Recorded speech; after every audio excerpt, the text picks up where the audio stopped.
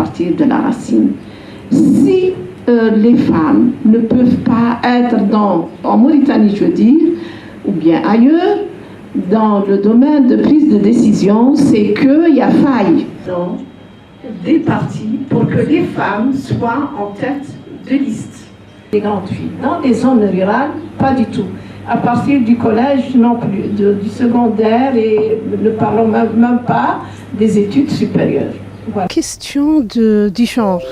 On aimerait que nous ayons un quota important de 20%. Et d'ailleurs, 20% normalement, ce n'est pas l'équité.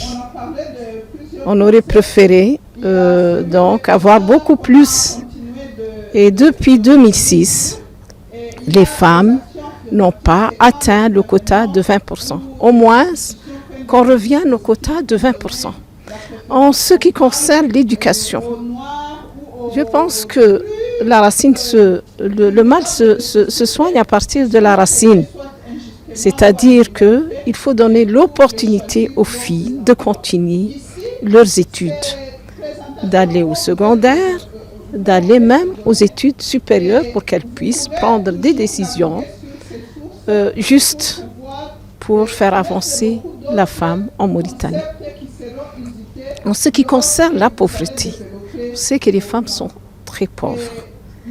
Et on aimerait que les partenaires au développement aident le gouvernement ou les gouvernements africains à pouvoir aider les femmes, à pouvoir les sortir de cette pauvreté à travers l'octroi des financements, des activités génératrices de revenus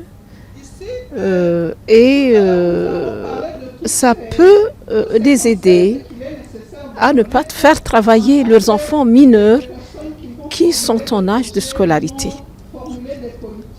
Et bien sûr, mieux s'occuper de leur famille et améliorer leurs conditions de vie socio-économiques. Les grandes filles. Dans les zones rurales, pas du tout. À partir du collège, non plus. Pour ce qui est de l'intégration du genre dans les programmes et politiques de développement, le gouvernement mauritanien entreprend beaucoup de démarches dans ce cadre. Tout d'abord, il y a l'élaboration de la stratégie nationale d'institutionnalisation du genre en 2015, qui a plusieurs axes qui visent à intégrer les genres dans les stratégies politiques.